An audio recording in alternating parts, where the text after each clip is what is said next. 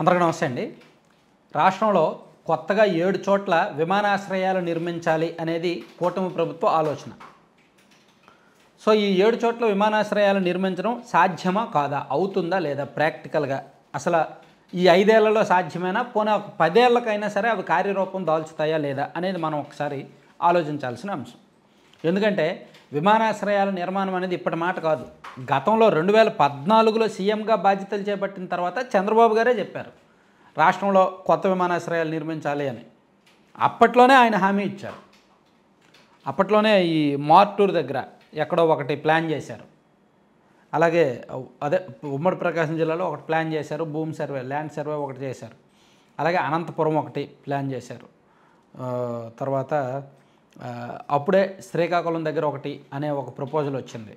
అట్లాగే రామాయపట్నం దగ్గర, ఉమ్మడి ప్రకాశం జిల్లాలో ఇటు లేకపోతే అటు రామాయపట్నం దగ్గర అనేటట్టు ప్లాన్ చేశారు. ఇట్లా కొన్ని ప్రపోజల్స్ అయితే వచ్చాయి. ఆ తర్వాత చంద్రబాబు గారు అధికారం దిగిపోయారు. తర్వాత జగన్మోహన్ రెడ్డి గారు అధికారంలోకి వచ్చాక ఈయన అలా కాదు, ఈయన ఏకంగా జిల్లాకు ఒక ఎయిర్పోర్ట్ అన్నాడు ఈయన. అది బాగా సోషల్ మీడియాలో బాగా ట్రోల్ సబ్జెక్ట్గా మారింది. జిల్లాకు విమానాశ్రయం అనడంతో విజయనగరం నుంచి శ్రీకాకుళం, శ్రీకాకుళం నుంచి పలాస, లేదా ఒంగోలు నుంచి చిలకలూరుపేట, చిలకలూరుపేట నుంచి గుంటూరు కూడా ఫ్లైట్లో వెళ్ళొచ్చు అనేటట్టు సోషల్ మీడియాలో బాగా ట్రోల్ చేశారు అప్పట్లో 2020 టైంలో. ఆ తర్వాత మళ్ళీ దాన్ని ఊసేలేదు, దాని మీద రివ్యూ కూడా చేయలేదు. ఆయన దెబ్బకు జడిసిపోయాడు, వీళ్ళు ట్రోల్ చేసేస్తున్నారులే అని. దాన్ని మర్చిపోయాడు పూర్తిగా. ఇప్పుడు మళ్ళీ చంద్రబాబు గారు అధికారంలోకి వచ్చాక కేంద్రంలో విమానయాన శాఖ మంత్రిగా రామ్మోహన్ నాయుడు గారు ఉన్నారు కాబట్టి కొంచెం నిధులు వచ్చే అవకాశం ఎక్కువగా ఉంటుంది కాబట్టి, అందులో కేంద్రం సహకారం కూడా బాగానే ఉంది కాబట్టి ఇప్పుడు మన రాష్ట్రంలో కొత్తగా విమానాశ్రయాలు నిర్మించాలి అనేది ఒక ప్లాన్.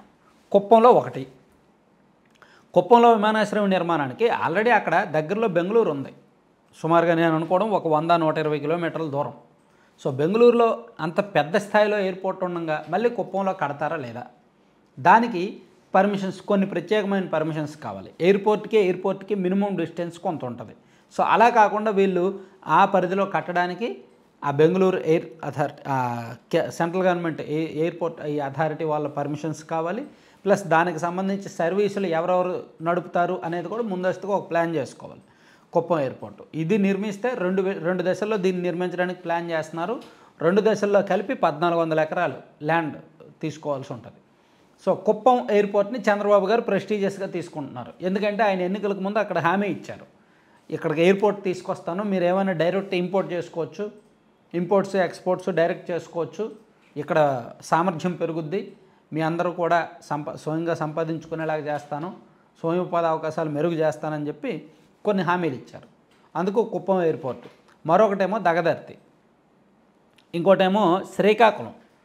ఇప్పుడు ఆల్రెడీ విశాఖపట్నంలో ఎయిర్పోర్ట్ ఉంది. విశాఖపట్నం నుంచి శ్రీకాకుళం అయితే 100 కిలోమీటర్ల దూరం. అదే ఇంకొంచెం ముందుకి ఆ పలాస, ఇచ్చాపురం అనుకోండి, అదైతే ఒక శ్రీకాకుళం నుంచి పలాస నాకు తెలిసి ఒక 70-80 కిలోమీటర్లు ఉంటుంది. ఇచ్చాపురం అయితే మేబీ అక్కడ నుంచి ఇంకో 40 కిలోమీటర్లు ఉంటుంది అనమాట.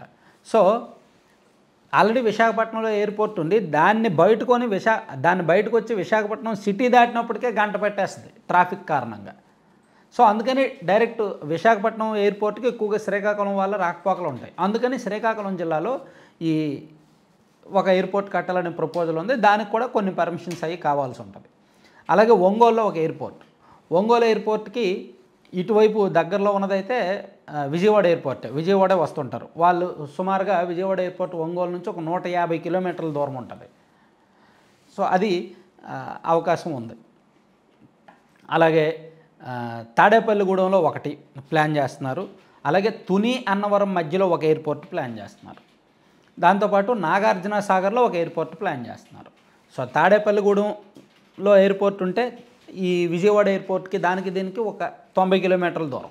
గన్నవరం ఎయిర్పోర్ట్ నుంచి ఏలూరు 45 కిలోమీటర్లు, ఏలూరు నుంచి తాడేపల్లిగూడెం 45 కిలోమీటర్లు. సో 90 కిలోమీటర్ల వ్యవధిలోనే తాడేపల్లిగూడెంలో ఒక ఎయిర్పోర్ట్ అంటున్నారు. సో ఇది ఎంతవరకు అవసరం, ఎంతవరకు అవకాశం అనేది చూడాలి.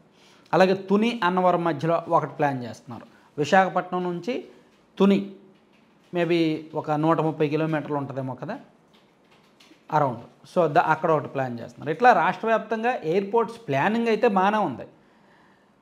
సో నిన్న రివ్యూ కూడా చేశారు. ఒక్కో చోట ఎయిర్పోర్ట్ నిర్మాణానికి 1350 ఎకరాలు అవసరమని గుర్తించారు. దానికి సంబంధించి నిధులను కూడా పూర్తి స్థాయిలో కాకుండా పీపీపీ ప్రాజెక్టులోనే ఎక్కువగా ఇస్తుంటారు కాబట్టి కేంద్రం కొంత భరిస్తుంది, రాష్ట్ర ప్రభుత్వం వాటా కొంత ఉంటుంది. ఇదంతా ఏదో బడ్జెట్ విషయంలో ఇబ్బంది ఏమీ లేదు, కాకపోతే భూసేకరణ ఏమీ ఎక్కువగా అవుద్ది అనేది కొన్ని ప్రపోజల్స్ ఆలోచనలు ఉన్నాయి. కానీ నేను అనుకోవడం ఇవన్నీ ఇమీడియట్గా సాధ్యం కావు. అమల్లోకి వచ్చేవి ఆల్రెడీ శ్రీకాకుళం జిల్లాలో సర్వే పూర్తయింది, ఫీజిబిలిటీ సర్వే పూర్తయింది, అవకాశాలు ఉంటాయి, కట్టొచ్చు అనే రిపోర్ట్ వచ్చిందంట. అలాగే కుప్పంలో కూడా చంద్రబాబు గారి సొంత నియోజకవర్గం కాబట్టి కొంచెం ప్రెస్టీజియస్గా వెళ్ళి చేసేస్తారు. ఆ తర్వాత ఒంగోలు కూడా కొంచెం త్వరగానే అయ్యే అవకాశం ఉంది. ఈ 3 అయితే అయిపోతాయండి, ఒంగోలు, శ్రీకాకుళం, కుప్పం. ఈ 3 అయితే కొంచెం అయ్యే అవకాశాలు కనిపిస్తున్నాయి. దానికి సంబంధించి ఫీజిబిలిటీ సర్వే చేసిన కేంద్రం నుంచి సహకారమైన నిధులైన ఏదో అయ్యే అవకాశం కనిపిస్తుంది. మిగిలినవి మాత్రం కొంచెం పర్మిషన్స్ రావడమే లేట్ అవుద్దేమో అనుకుంటున్నారు. సో ఓవరాల్గా ఎయిర్పోర్ట్లు అయితే నేను అనుకోవడం 2029 నాటికైతే ఇది పూర్తయ్యే కథలైతే కాదు. 2029 నాటికి మనకి భోగాపురం ఎయిర్పోర్ట్ ఫుల్ ఫ్లెడ్జ్డ్గా రెడీ అయితే చాలు. భోగాపురం ఎయిర్పోర్ట్ యాక్చువల్లీ చాలా స్పీడ్గా కన్స్ట్రక్షన్ జరుగుతుందంట. సో అదైతే అయిపోద్ది, ఇంకో 1 ఇయర్ కల్లా అది రెడీ అయిపోద్ది భోగాపురం ఎయిర్పోర్ట్. గన్నవరం ఎయిర్పోర్టు కొత్త టెర్మినల్ రెడీ చేసి డిజైన్ అది మారుస్తున్నారు, అది కూడా ఇంకొక 2 సంవత్సరాలకు రెడీ అయిపోద్ది. ఈ 2 ఫుల్ ఫ్లెడ్జ్డ్గా ఉంటాయి. మిగిలినవి మాత్రం ఇప్పుడు 7 అన్నామే, ఈ 7లో ఒక 2 2029 నాటికి అండర్ కన్స్ట్రక్షన్ దశలో ఉంటాయి. మిగిలినవి మాత్రం ఇప్పుడప్పుడే కావు, ఓన్లీ పేపర్లో వార్తలకి లేదంటే రివ్యూలకు మాత్రమే ఉంటాయి తప్ప అమల్లోకి మాత్రం టైం పడద్దు. Thank you.